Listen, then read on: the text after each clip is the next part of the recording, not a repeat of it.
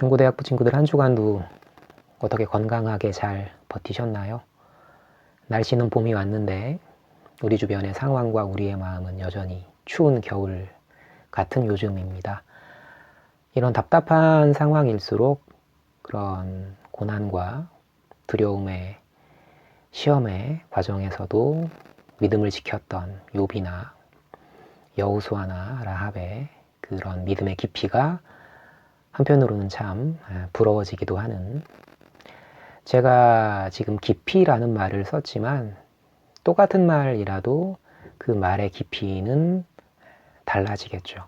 예를 들어서 어떤 꼬마 여자아이가 엄마의 사랑 고백을 듣고 누구누구도 엄마 사랑해요 할 때의 그 사랑, 10대 소녀가 되어서 엄마의 격려에 엄마 사랑해요 할 때의 그 사랑, 이제 20대, 30대가 되어서 엄마가 겪으셨던 출산의 고통, 또 엄마가 묵묵히 눈물 흘리셨던 그 육아의 수고를 겪어내면서 엄마를 정말 이해하게 되면서 엄마 생신 때 엄마 사랑해요 할 때의 그 사랑, 똑같은 엄마 사랑해요지만 그 말의 깊이는 다른 거죠.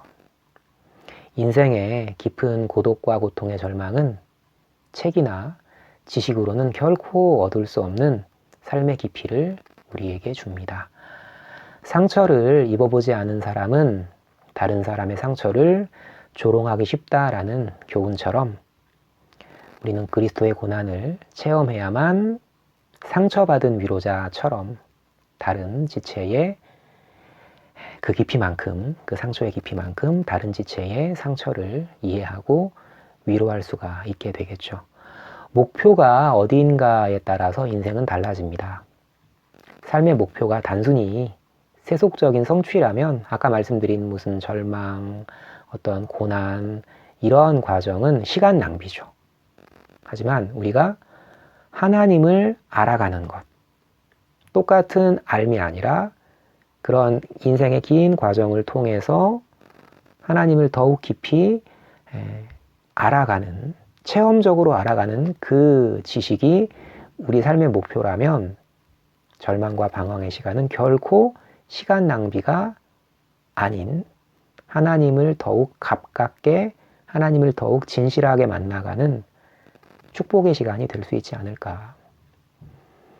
요한복음 17장 3절 말씀처럼 영생은 유일하신 참 하나님과 그의 보내신 자 예수 그리스도를 아는 것이라고, 그 삶의 고통과 절망의 과정이 하나님을 더욱더 깊이 있게 알아가게 하고 그 하나님에 대한 지식은 우리에게 가장 귀한 영생을 선물로 주기 위한 하나님의 섭리이다 라는 이야기 드리면서 오늘 여호수아죠. 같이 말씀 공부하도록 하겠습니다. 땅 진입과 정복, 가나안 땅 진입 세 번째 시간이죠. 요단강을 건너는 3장 내용이 되겠습니다. 1절 한번 제가 읽어볼게요. 또 여호수아가 아침에 일찍이 일어나서 그와 모든 이스라엘 자손들과 더불어 시딤에서 떠나 요단에 이르러 건너가기 전에 거기서 유숙하니라. 사흘 후에 관리들이 진중으로 두루 다니며 백성에게 명령하여 이르되 너희는 레위 사람 제사장들이 너희 하나님 여호와의 언약궤 매는 것을 보거든 너희가 있는 곳을 떠나 그 뒤를 따르라. 그러나 너희와 그 사이 거리가 2000규빗쯤 되게 하고 그것에 가까이 하지는 말라. 그리하면 너희가 행할 길을 알리니 너희가 이전에 이 길을 지나보지 못하였음이니라 하니라. 여호수아가 또 백성에게 이르되 너희는 자신을 성결하게 하라. 여호와께서 내일 너희 가운데에 기이한 일들을 행하시리라. 여호수아가 또 제사장들에게 말하여 이르되 언약궤를 메고 백성의 앞서 건너라 하매 곧 언약궤를 메고 백성의 앞서 나아가니라. 광야에서 이스라엘 백성들이 진을 치고 머무를 때, 또 진을 걷고 행진할 때 큰 원칙은 두 가지였죠. 하나는 여호와의 명령을 따라, 그리고 또 하나는 하나님 나라를 예표하는 성막을 중심으로, 이 두 가지였어요. 그 성막의 지성소에는 우리가 공부했던 것처럼 언약궤가 있었고 그 언약궤는 모세의 십계명 돌판, 그리고 아론의 쌍난 지팡이, 또 만나 항아리가 있었죠. 히브리서에 따르면 67년 6월 달에 소위 6.1 전쟁이라고 하는 제3차 중동 전쟁이 벌어집니다. 당초의 예상을 깨고 물론 영국과 미국의 지원이 있었지만 이스라엘이 6일 만에 이집트를 위시한 아랍 연합국들을 물리치고 영토를 한 3배 가까이로 확장하게 되죠.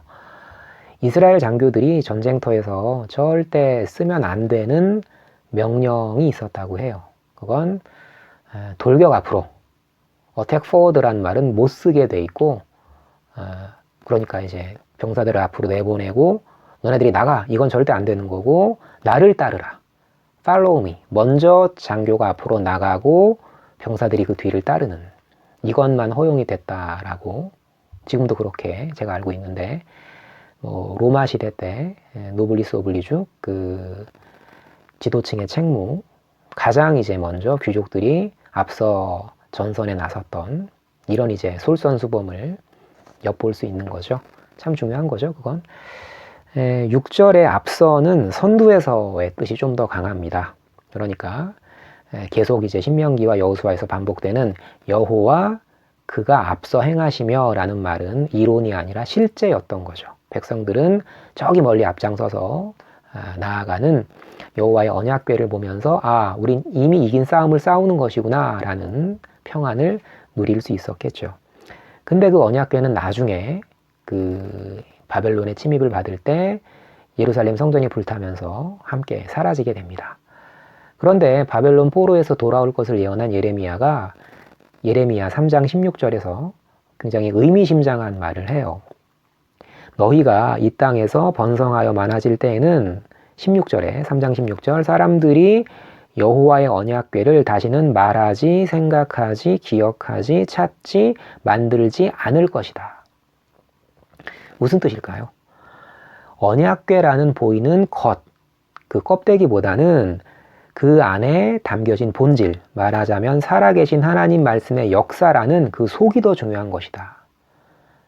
마치 엘리 제사장의 두 아들이었던 홈니와 비느하스가 경건치 못한 삶을 살면서 그저 언약궤라는 껍데기만 들고 에베네셀 전투에 나갔다가 그 언약궤마저 뺏기게 된 그런 것들에 대한 교훈인 거죠. 겉으로는 어떤 이가 평소에 아무리 말씀을 줄줄 외운다고 해도 홍해와 맞닥뜨린 것 같은 위기 상황 속에서 그가 그 말씀이 꿋꿋이 그 자기 속에 살아 역사하지 않는다면 그 사람의 믿음은 성숙한 믿음이라고 볼 수는 없겠죠. 우리가 말씀이 살아 역사한다라는 말을 쓰지만 어떤 의미겠어요? 그 성경 말씀은 인간의 책이 아니라 하나님의 책이죠. 하나님의 영이 그 책을 기록하게 하셨기 때문에 당연히 그 책은 하나님의 영으로만 진실되게 그 뜻을 깨달을 수 있는 거죠. 말하자면 아무도 너희를 가르칠 필요가 없고 오직 그의 기름 부음이 너희를 가르칠 것이다 라는 요한 1서의 말처럼 목사님의 가르침, 훌륭한 학자의 글들 이런 것들이 필요 없다라는 말이 아니라 궁극적으로는 우리 각자가 스스로 성경을 펴고 어떤 분의 어떤 강론, 어떤 책을 읽었다고 해도 나 스스로 성경책을 펴고 성령의 지도를 기도하는 그 과정이 꼭 필요하다라는 거죠. 말씀을 읽기 전에 반드시 우리는 성령의 인도를 구하는 기도를 해야 하는 것이고 또 반대로 우리가 기도를 하되 어디에 근거해서 말씀의 묵상에 근거해서 기도를 하는 것이 필요하다. 바울이 그런 얘기를 하잖아요. 하나님이 지으신 모든 것이 선함에 감사함으로 받으면 버릴 것이 없나니 하나님의 무엇과 무엇으로 말씀과 기도로 거룩하여진다. 세상과 구별된 삶을 말씀과 기도로 살게 되는 거죠. 이스라엘 백성들이 어떻게 거룩하여졌느냐, 어떻게 승리하게 됐느냐, 그 두 가지가 다 필요한 거죠. 오늘의 우리 중에서도 앞에 최선두에 서서 나를 따르라 하신 그 하나님, 그 말씀, 기도, 그분을 의지하는 보이지 않지만 용감히 믿고 또박또박 걸어갑시다. 7절 여호와께서 여호수아에게 이르시되 내가 오늘부터 시작하여 너를 온 이스라엘의 목전에서 크게 하여 내가 모세와 함께 있었던 것 같이 너와 함께 있는 것을 그들이 알게 하리라. 너는 언약궤를 맨 제사장들에게 명령하여 이르기를 너희가 요단 물가에 이르거든 요단에 들어서라 하라. 여호수아가 이스라엘 자손에게 이르되 이리 와서 너희의 하나님 여호와의 말씀을 들으라 하고 또 말하되 살아계신 하나님이 너희 가운데에 계시사 가나안, 헷, 히위, 브리스, 기르가스, 아모리, 여부스 족속을 너희 앞에서 반드시 쫓아내실 줄을 이것으로써 너희가 알리라. 보라, 온 땅의 주 언약궤가 너희 앞에서 요단을 건너가나니 이제 이스라엘 지파 중에서 각 지파에 한 사람씩 12명을 택하라.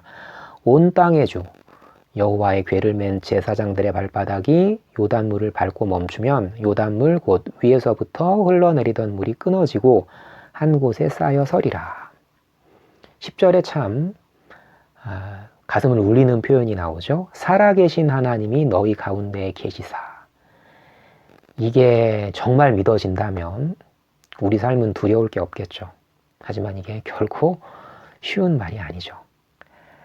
오랜 시간의 흐름이란 나이를 먹어감이란 우리를 두렵게 슬프게 합니다. 그러나 우리 지난 시간에 배웠던 고린도후서 4장 기억하시나요? 낙심하지 말라고. 우리가 낙심하지 아니하노니 우리의 겉사람은 낡아지나 우리의 속은 날로 새롭도다.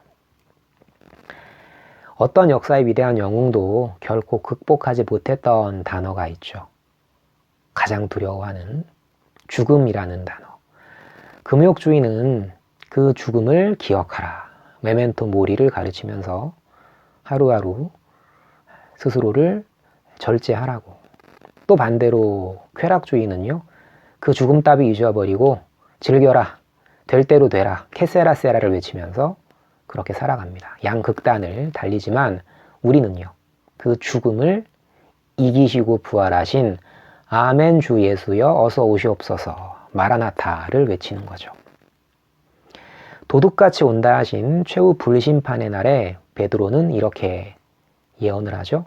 그날에 그 최후 불심판의 날에 이 하늘이 불에 타서 풀어지고 땅의 모든 물질이 뜨거운 불에 녹아 없어지겠지만 그 영화 같은 장면. 하지만 우리는 의가 계신 곳인 곧 구름 타고 약속대로 다시 이 땅에 오실 그 의가 있는 곳인 저 새하늘과 새 땅을 바라보면서 우리가 그 나팔 소리와 함께 구름 속으로 들려 올려질 영화 같으신가요? 저는 가끔 이렇게 하늘을 쳐다보면서 그 데살로니가 전서에 그 재림과 부활의 약속을 이렇게 한번 새겨보는데 글쎄요. 어떤 때는 그런 부활의 소망이 정말 깊이 와닿다가도 또 어떤 때는 현실의 문제에 또 부딪히다 보면 그런 소망을 흐릿하게 잃고 살기도 하죠. 어쨌거나 그런 이제 미래가 소망이 될 때 백발은 영화의 면류관이다 라는 죽음이 두렵지 않은 늙어감이 두렵지 않은 그런 삶을 하나님이 살아가게 하시겠죠. 당대 사람들은 모든 신을 그 근동지역의 민족신, 지역신으로 생각을 했고요. 예수를 인정하지 않는 사람들은 그래서 여호와 또한 근동의 한 지역신으로 깎아내립니다. 그런데 여호수아 3장은 두 차례 11절과 13절에 걸쳐서 특정 지역과 특정 민족의 신이 아니다. 여호와는 온 땅의 주 여호와다라는 걸 선언을 합니다.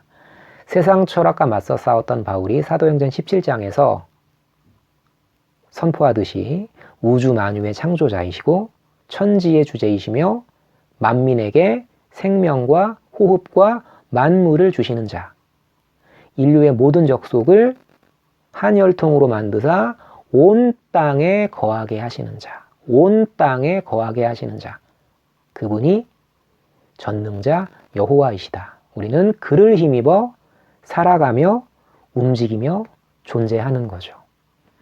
보이지 않지만 그것을 믿어지게 하시는 것이 하나님의 역사이겠죠. 14절 읽겠습니다. 백성이 요단을 건너려고 자기들의 장막을 떠날 때에 제사장들은 언약궤를 메고 백성 앞에서 나아가니라. 요단이 곡식 거두는 시기에는 항상 언덕에 넘치더라. 궤를 맨 자들이 요단에 이르며 궤를 맨 제사장들의 발이 물가에 잠기자 곧 위에서부터 흘러내리던 물이 그쳐서 사르단에 가까운 매우 멀리 있는 아담성의 변두리 위에 일어나 한 곳에 쌓이고 아라바의 바다 염해로 향하여 흘러가는 물은 온전히 끊어짐에 백성이 여리고 앞으로 바로 건널세.